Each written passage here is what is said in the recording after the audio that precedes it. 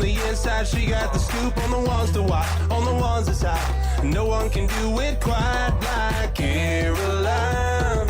Hey y'all, it's Caroline Hobby and welcome to my show, Get Real from the Music City, capital of the world. In each episode, I get the real story from the most inspiring, interesting people in Nashville, Tennessee. I have done everything in the music entertainment industry. I was in the trio Stealing Angels with 2 top 50 country charting songs, a finalist and runner-up on season 22 and season 24 of The Amazing Race. You can currently catch me on CMT's hit show, I Love Kelly Pickler. I am an entertainment news correspondent and host for the TV show Nashville Insider, and my podcast, Get Real with Caroline Hobby, was featured on iTunes' New and Noteworthy and charted on iTunes' Top 200 podcast. I'm also married to the smoking hot front man, Michael Hobby, of the #1 chart-topping band, 1,000 Horses. So buckle up and get ready to get real with me, Caroline Hobby. Welcome to my show.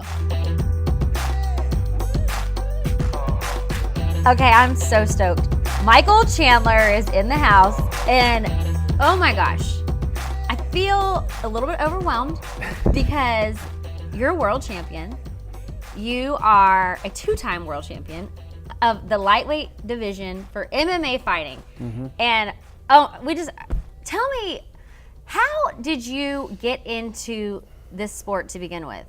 And it's so layered because people are confused, like someone like me. Is it boxing? Is it UFC? Is it MMA? Is it what's Bellator? There's so many layers. There's so many. How did you get involved with this sport? And now you are sitting at the top of your game. So for me, it started out with just wrestling. I wrestled in high school, wrestled in college, was in love with the sport of wrestling. You were from the very beginning. Absolutely, yes. What did you love about it? Well, I think for me, I wasn't a big guy. I wasn't going to excel at football because I wasn't big and tall and whatever. I wasn't going to excel at basketball. Wrestling was that perfect kind of blue collar, work hard, and good things are going to happen. And it really is the toughest sport in the entire world. I can only imagine. Yeah, I mean, I think if you talk to anybody who has wrestled or knows wrestlers, they will agree that it's that grind, and it's so hard, and it's tough, and it's weight cutting. And when you're not weight cutting, you're training extremely hard, and then you couple them both together, and it's constant ups and downs and emotional roller coaster, and it's maybe the man that I am, and the husband I am, and the father I will be. What did it teach you? I mean, I think it's just the constant stick-to-itiveness and the constant just honestly getting beat down and then build back up, and beat down and build back up, and it's just that constant faith and that constant groundedness of knowing that if I show up every single day and I lace my, I put my mouthpiece in, I lace my shoes up, and I go as hard as I can, I get outside of my comfort zone, good things are going to happen. And even when bad things do happen, it's only a matter of time before I'm back on top again or I win again. And you've seen that proven over and over again through this career that you've chosen. Yeah, so I think there's no way that I would be sitting here as a multiple-time world champion without the sport of wrestling, So it was great, and I wrestled in high school and then college. Wrestled at Mizzou. So wrestling is obviously different than MMA. Wrestling is not quite as intense as MMA, right? Well, to me, it's actually a harder sport. Okay. I think if you watch a wrestling match and you watch an MMA fight, you're going to see, punches, kicks, knees, elbows, cuts, bruising, stitches in an MMA fight, knockouts, submissions. But the sport of wrestling, the amount of dedication that it takes to make it to that top 1% is so much more than the sport of mixed martial arts. But when you talk about intensity, when you talk about entertainment and blood and guts and craziness and literally the volatility inside of a competition, mixed martial arts is one of the most exciting sports in the entire world. So. Do you think it's one of the more dangerous sports? Are you ever worried about your health? A little bit. I think it's ignorance is bliss type of situation. You can't worry about it. Yeah, and I just think I wouldn't have been called to this sport. God would not have called me to this sport if great things were going to happen or harm was going to be done. And I've had numerous sets of stitches. I've had eyes swollen shut and lips turned inside out and injuries and losses and tears and I've been on top of the world and I've been down in the dumps, and it's been such a crazy sport. But it's I truly believe that I was put on this earth to be a world champion and reach people on my platform. So that's I try amazing. not to think about it, But this is your calling. Yeah, absolutely. Because I'm very big on callings too. I think we all have a calling, and I think it's so important to take the time to figure out what it is. But you found yours fairly quickly right away in high school with wrestling. Yeah, with wrestling. And so you fell in love with wrestling, and then you became the best at wrestling. Yes. Well, not as good as I wanted to be. I think I fell short in wrestling, and that's what really propelled me to having a very successful MMA career. And I was extremely blessed. I was the oldest of 3 boys, so I never had a big brother. But when I came into college, I immediately started taking my lumps and getting beat up by the upperclassmen. And there's 2 guys right now who are world champions in other organizations. So I fight for Bellator. There's the welterweight champion of the UFC, Tyron Woodley, and there's the welterweight champion of ONE FC, Ben Askren, who I wrestled with both of them in college. Wow, so y'all kind of rose to... Oh, yeah. And so you were telling me earlier, Bellator, it's like UFC, Bellator. Break down what those are for people who might be confused on how it's all divided up. Yeah, so the sport is mixed martial arts. The sport is MMA. We fight under the unified rules of mixed martial arts. Okay, And all of then, y'all. Yeah, so underneath the sport of mixed martial arts, there are different organizations. And the organizations, the first one was the UFC. They came around and basically started the sport in 1992, 1993, I believe. And then Bellator came around in 2008. There was Strikeforce, there's ONE FC, there's World Series of Fighting. We are all the different organizations, and then under those organizations are contracted fighters. So Okay. I'm a 1099 employee to Bellator. Okay, so you fight only Bellator fighters. So yeah, so I'm contracted in Bellator, and there's the guys in the UFC, and there's the guys in Bellator and ONE FC. We don't cross promote, and whenever my contract is up, I either choose to re-sign a deal with Bellator and continue my services with them, or I shop around. I become a free agent, just like football, just like baseball, just like basketball. Ah, okay. So there's a lot. It's such a powerful platform that you're on, because you are literally using your body as your instrument Yeah. to have your platform, to have your calling. And so the training, mental, physical, how do you mentally train? Because I feel like so much of it has to be mental. Oh my gosh. So when you're transferring from wrestling and getting into MMA, are you deciding in your mind, then I'm going to be the best? Like, what goes on in the process of you evolving into this world champion? Well, I think that the funny thing about the evolution of my career is I think there's been ups and there's been downs, and there's been times where I have 100% believed in myself, and then there's been times where either I got complacent with my self-belief, or I wasn't seeking that self-belief and that motivation and that positive self-talk that I should have been. So I find myself... Positive self-talk's crucial for you. Oh my gosh, it literally is everything. I think, in my career, I came into the sport sky high thinking, okay, Michael, you were an All-American. I was an All-American in wrestling, which is a very small percentage of people who can become All-Americans at the Division I wrestler, at the Division I wrestling ranks in college. And so when I came into the sport, I told myself, okay, Michael, you've worked harder than all these guys.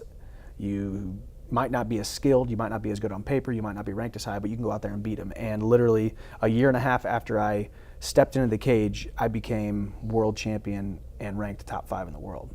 So within 22 months or something, I was world champion right out of college. So I found success really quickly. Do you think it's because you wanted it maybe more too? Because obviously Yeah. at this point, you all have talent. Mm-hmm.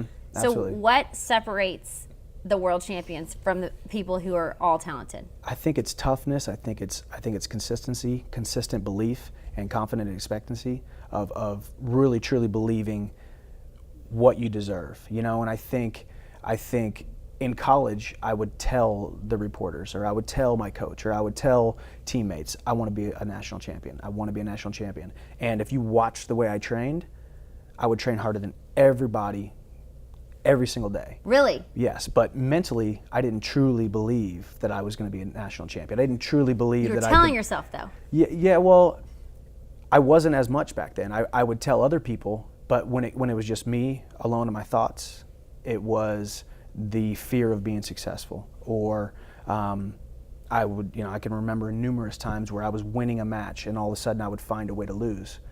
So if You would find a way to lose. I would sabotage myself. You would sabotage you think you Yeah. did it on purpose? Not on purpose, but I think it's that cognitive dissonance, and this is what I've kind of, What does that mean? It's a big word. so let me You're so smart. let me become a psychologist really quickly.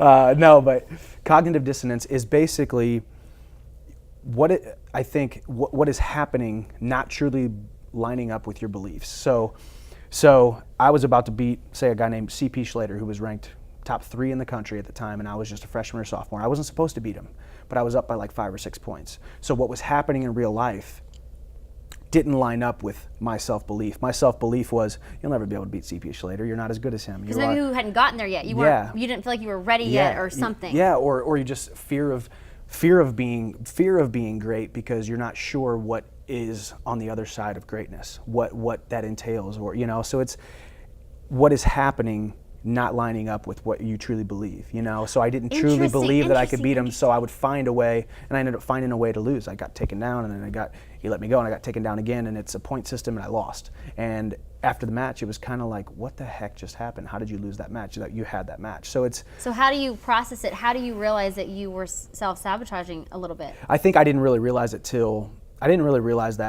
after college, and I started fighting, and then What did you change? I think really taking ownership of self-belief, taking ownership of self-talk, taking ownership of realizing that, a couple generations ago, our parents, our grandparents, they didn't have YouTube, they didn't have podcasts, they didn't have, do you realize, yourself or our listeners at home, how easy it is to pick up your phone and listen to so much positive stuff? So like Zig Ziglar, it was from like the 1980s, 1970s, and all of his stuff has turned into podcasts and into all of these things. And you can listen to your favorite sermon, your favorite pastor, your favorite motivational speaker, YouTube videos. It's so easy to stay built up in the year 2017 in our generation. Absolutely. So I think it was taking ownership of realizing that, okay, I work harder than anybody else at the gym, but what's going to happen the other 20 hours of the day? What are you going to do? It's up here. What are you going to read? What are you going to say? What are you going to believe? What are you going to watch? What are you going to to decide to kind of to really dwell on? You have made it your pride because you're like my head's exploding right now. So you are someone who actually has to walk the walk and talk the talk, because if you don't have your mental game in check, you can have your physical body at the top of your game, but if your mental game's not there, that is just as important. So much more important. And a lot of people don't have to work on their mental game as much as someone like you does, because we can skate through life and we don't have to really our careers don't depend on the state of our mental being, but you have to be tuned up all the time in your mind. Absolutely, and because it's all, and really, and I always say this, I'm not actually going out there and getting locked into a cage fighting against another man. I'm really fighting against myself. Am I going to let myself go out there and perform the way that I know I can perform? Let yourself. And that's what I always say, and I ask myself this all the time, Michael, at the end of the day, somebody has to be the best. Why shouldn't it be you?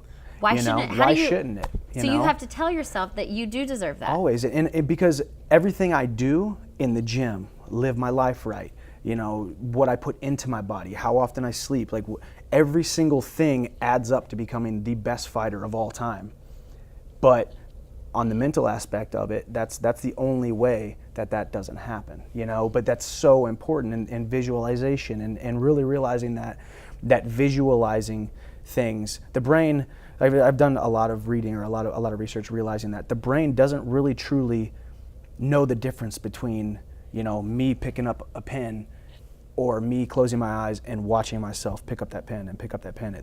Your brain doesn't quite know the difference between something actually happening and something visual, like you actually visualizing something happen. And I'm not going to say I can sit here and say visualize something and it's going to happen like this kind of. People claim that can happen if you really do have that focus. And it really is. And now, as I get older in my career, I've closed my eyes and I've visualized stepping into the cage and the smell of the cage and the sounds of the crowd and the lights, and then seeing my opponent in front of me and all these things. And then all of a sudden I step into the cage and I feel like I'm at home. I feel like I've been there. And I used to not do that. I used to step into the cage and just bite down on my mouthpiece and go run and it was a crazy fight. And now things have slowed down so much more because I've visualized. So you go through the fight ahead of time. What is your warm-up? So say, okay, you just had, let's get to your big fight that you just had, because this was huge. You've already won 2-time world champion lightweight of the world for the Bellator division. And so now, this summer, you're gearing up again. You're going back for 3, and you're playing at Madison. You're not playing. You're fighting at Madison Square Garden. That was my last fight.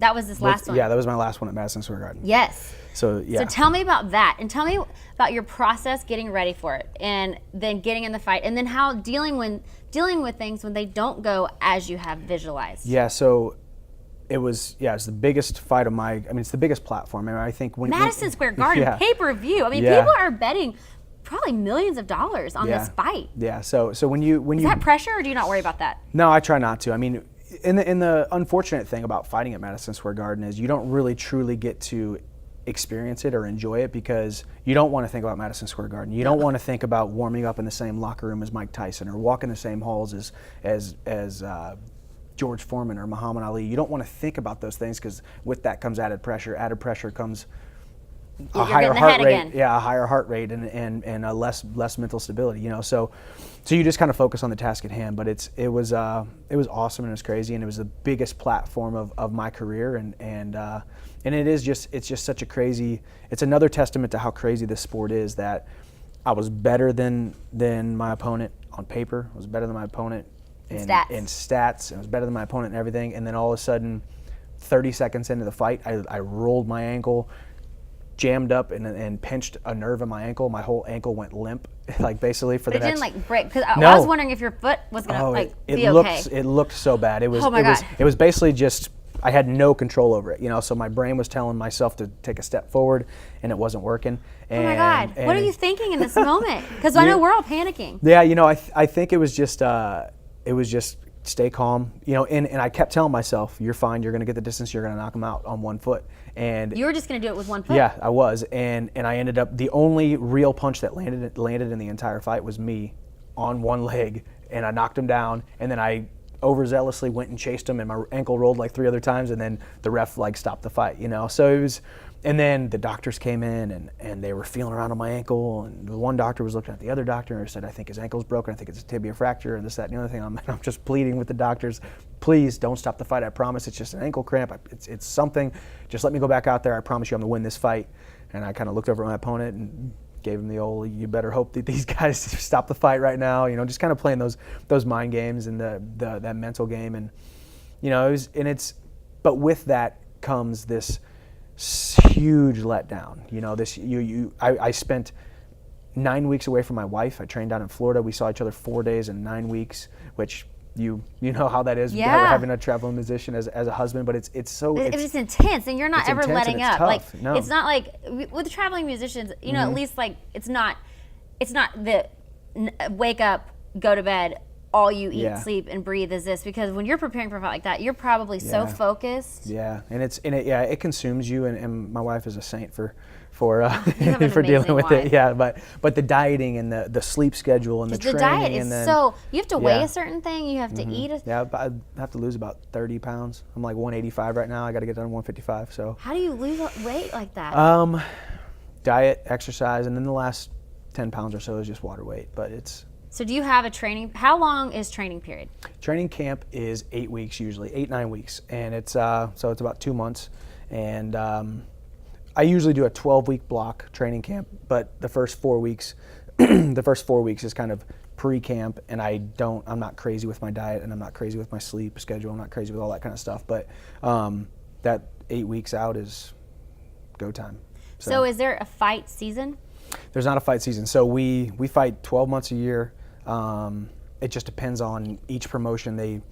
They do their schedule for each 6 months probably, and they say, well, hey, like right now I'm expecting to fight in December, but it's not set in stone yet. I'm trying to get the guy who has my belt to fight me in December. But so you have to get the guy who's holding the belt. So basically, what if they're too scared to fight you because they don't want to give their belt up? Do they have the ability to say no? They don't have the ability to say no per se. I mean, they do, but it's in their best interest to fight. I mean, we fought in June. And so this is the Madison Square Garden fight. Mm-hmm. So you're saying rematch. If he doesn't give you a rematch. Yeah, well, I mean, he has to. If he doesn't, he's going to get, basically the promotion is just going to either, number one, strip him of the belt, or number two, just say, okay, well, we don't like you anymore, therefore we're going to go ahead and go a different direction, and you can just go ahead and sit there in Oregon and do whatever you want to do. So he has to give you a rematch, because we're all, the world is wanting a rematch, because it wasn't, you didn't get your fair shot. No, yeah, so it's interesting, he'll give me that he'll give me the rematch. I'm hoping it's in December, but it was such an unfortunate, weird set of circumstances. But once again, it's another opportunity to let the world see how you react to something, And it's even though it was a bad thing that happened, when I get the belt back, and whenever people see the comeback, and then whenever they see how the setback set me up for the comeback, and the way that I reacted to that loss, and the biggest stage of my life and the biggest opportunity in my life that was pretty much taken away from me because of a quick little injury that was completely out of my control. People see that, and they remember how you made them feel, and they remember the things that you said, and they remember how you carry themselves, and then if it just takes one or two young kids to say, I want to be like that someday, or that's what we get to do as fighters, or as athletes, or as anybody who's in the public eye. So it's good, and I'm excited to get the belt back. Do you love being a comeback kid? I do, but unfortunately, being a comeback kid means you had to come back from something. I know. But it's so exhausting, isn't it? Yeah, it is, and I burst onto the scene, like I said, and I won the world title within 2 years, a year and a half, 2 years, defended the belt numerous times, and I lost 3 fights in a row. So I was 12-0 to start my career, then I lost 3 fights in a row. I went 688 days. Does that get in your head? Oh yeah. So 688 days without winning a fight, and that's where I really grew the most and realized that the stuff that I was telling you about, the visualization and all that kind of stuff, how important it is, because you find yourself making jokes about it, and me and my wife would be hanging out and be like, well, sometimes you win, sometimes you lose 3 in a row, and you make like these dumb little jokes, and you laugh about them because you're a positive person, and you can make light of a bad situation. But what you don't realize is that you really are teaching yourself bad habits and bad self-talk, and you are continuing to lower your standards, or lower your view of yourself by even entertaining those kind of jokes. And so stuff what like did that. you change? So how do you change that self-talk? What are the first steps you do? Well, I think number one, realizing that every single person that you look up to, every single person that I look up to, every single person that anybody has looked up to has been a failure at one point or another. Mm-hmm.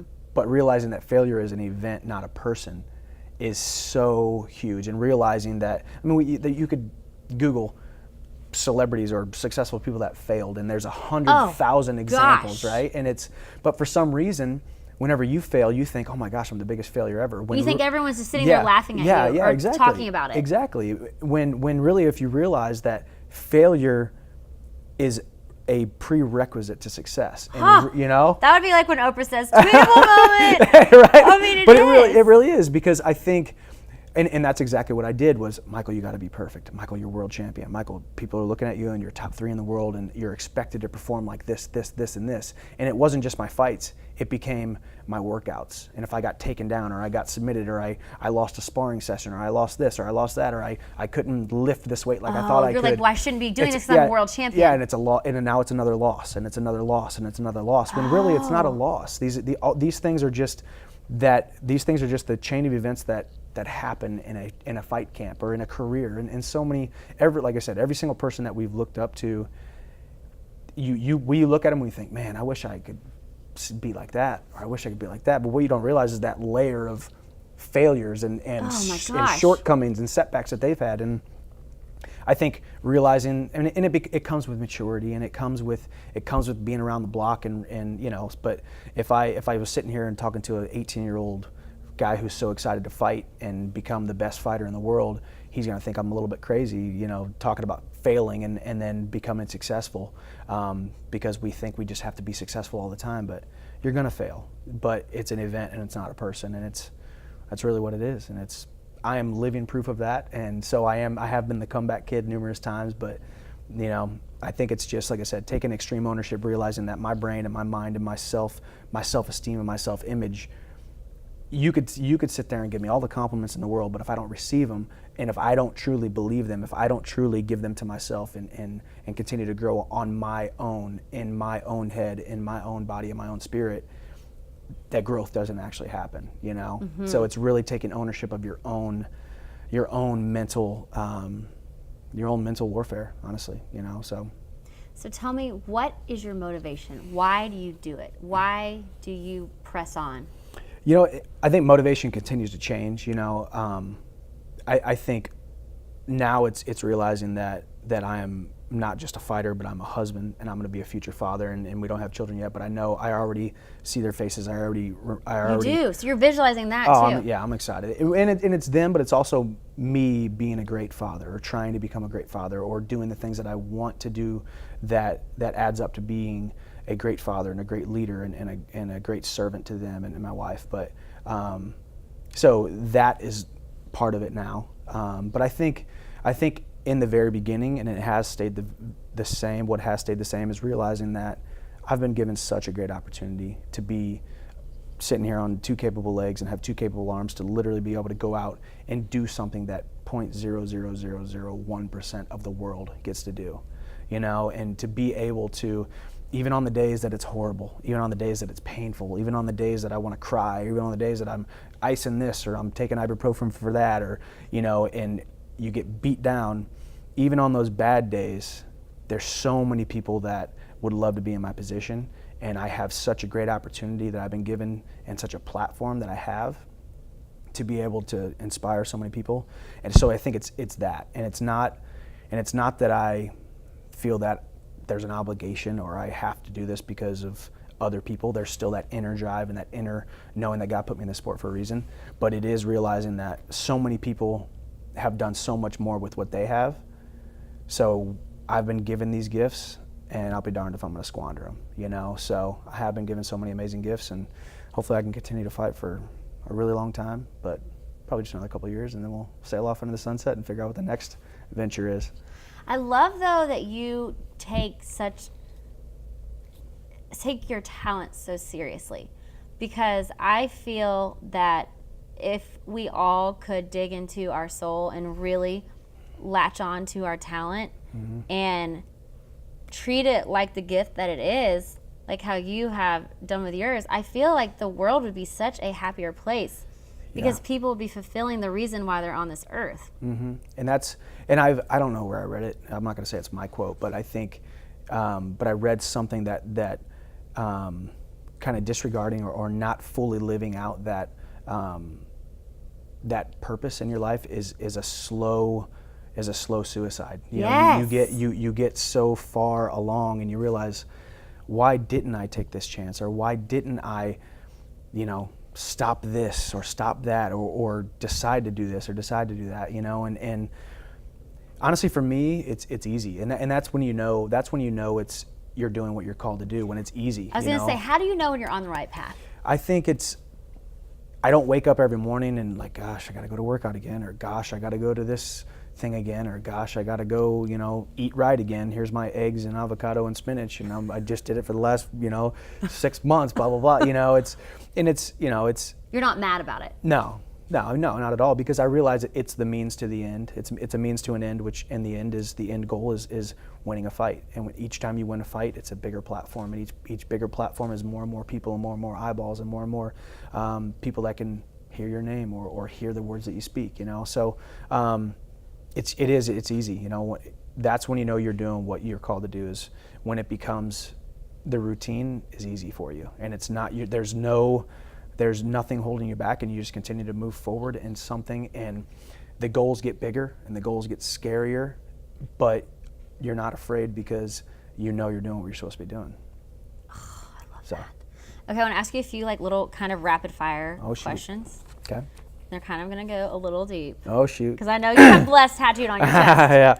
Which I think is awesome that you tattooed that on your chest. So when you're in the ring, the first thing people are seeing, obviously you're going to go straight to your tattoo, is Blessed. And why is that so important for you to have that as your statement piece? I think it goes back to realizing how truly blessed I am, and it's not a proclamation that, hey, look at me, look how blessed I am. It's me when I look in the mirror and I realize that I am so blessed, and I did have parents that poured into me, and I had a phenomenal childhood, and they did everything they possibly could to put me to where I am. And then I worked extremely hard, and I had extremely great people in my path, and God has put so many perfect people in my path for the perfect season that I was in to get me to that next level, to get me to that next breakthrough, and then meeting my wife, and then now we have the next 50, 60, 70 years to continue to move forward and meet more people, and it's just been, I've been so truly blessed that it's a constant reminder for me that to give anything less than my best every single day really is to sacrifice those blessings. And I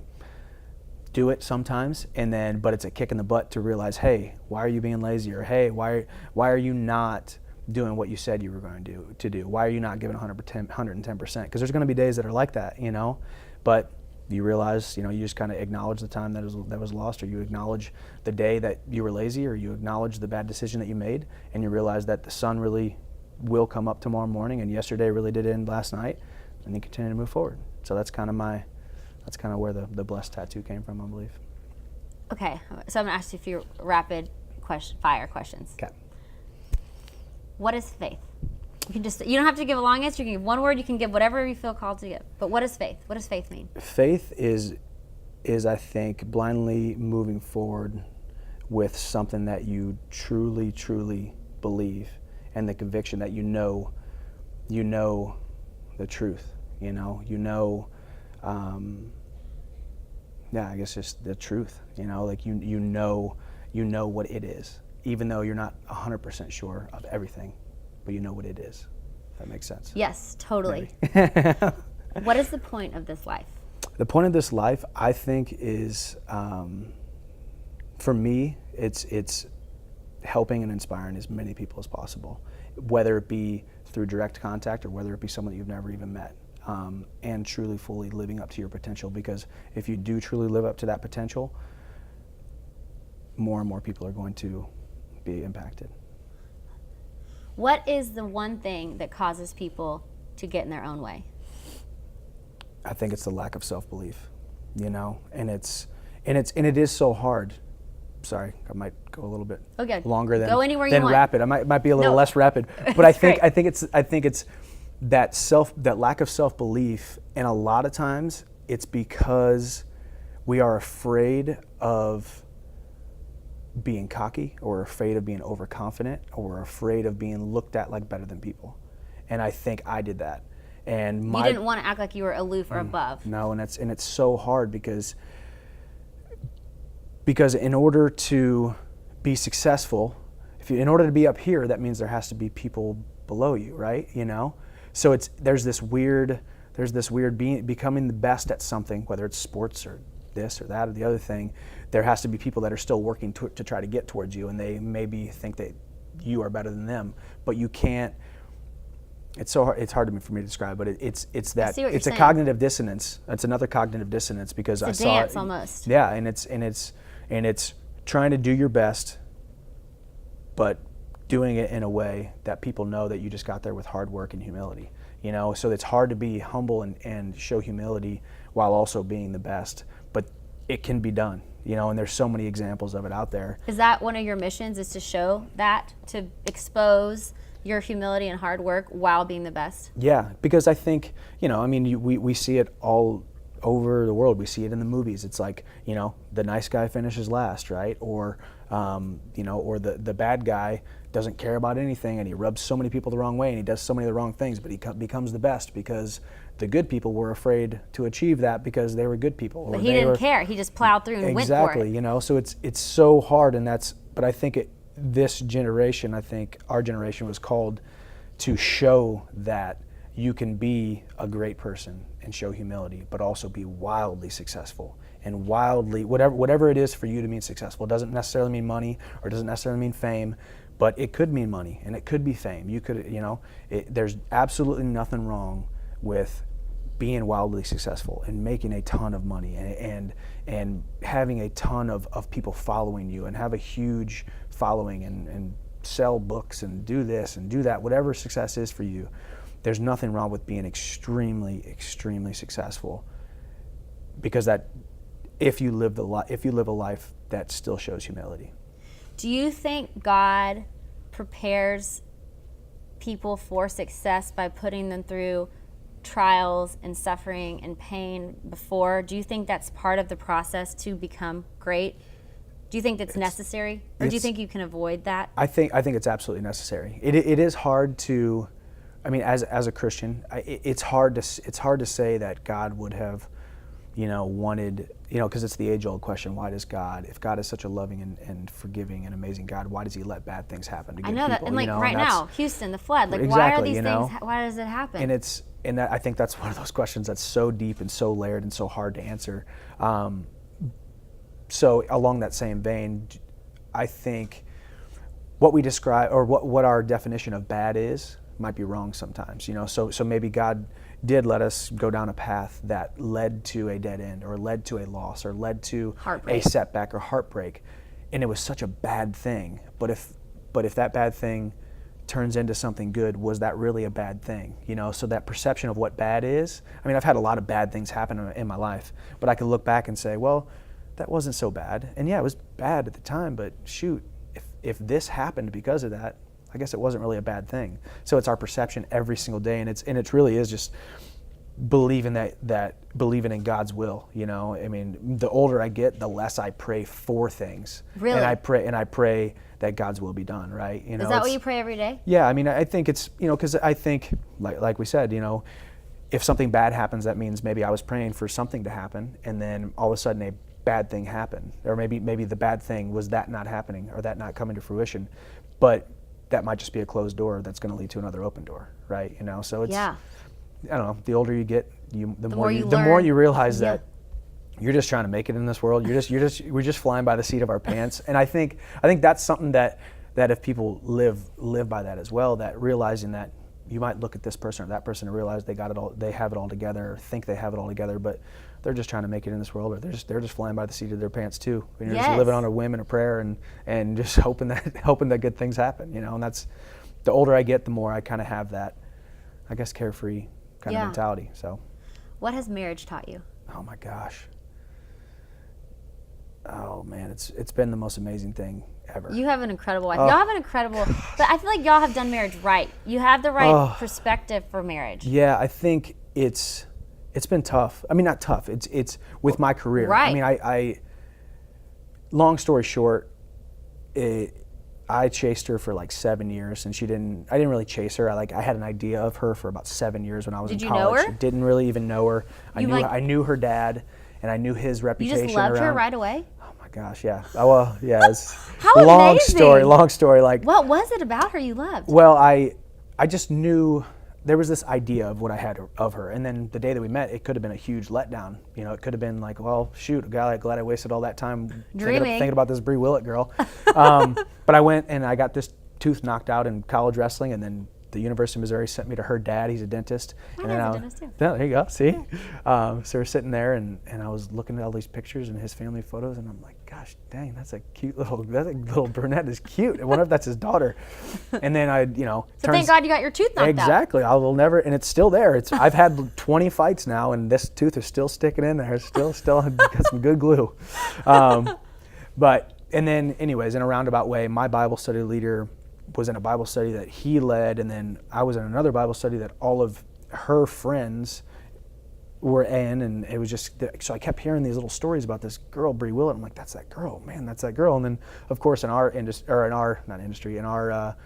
our day and age, in our generation, it's so easy to hop on Facebook.com and then, type in their name, and it's like, wow, okay, cute, really, really cute. Oh wow, she likes this. Oh wow, so I had this vision of for some reason I had this crush on her, and eventually I finally asked her to coffee, and here we are. We've been married 3 years now, but it's been a little over 4 years. But what's the secret to marriage?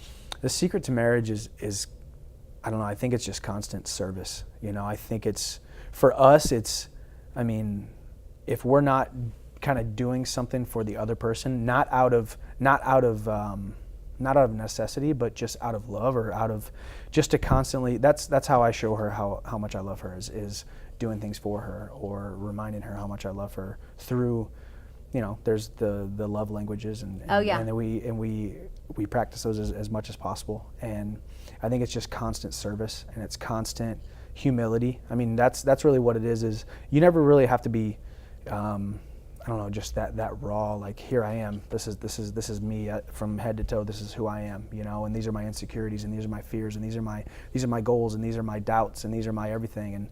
And she's been with me when I was the world champion, ranked top 3 in the world, and then all the way down in the dumps, losing 3 fights in a row. And we've gone through this together, and it's made our marriage stronger, and we will be the parents that we are going to be because of the losses and the time away from each other. You know, she's been so awesome through my travel and my training camps and my wins and my losses. So I think that the secret to marriage is waking up every morning and realizing how truly blessed you are to have that person, and that constant service of the humility of, I'll do anything in the world for you, you know. So it's kind of what we do. I love that. And y'all just moved to Nashville. And we just moved to Nashville. And so is it you guys are going to be planting roots here? And planting roots, yes. We got a house here.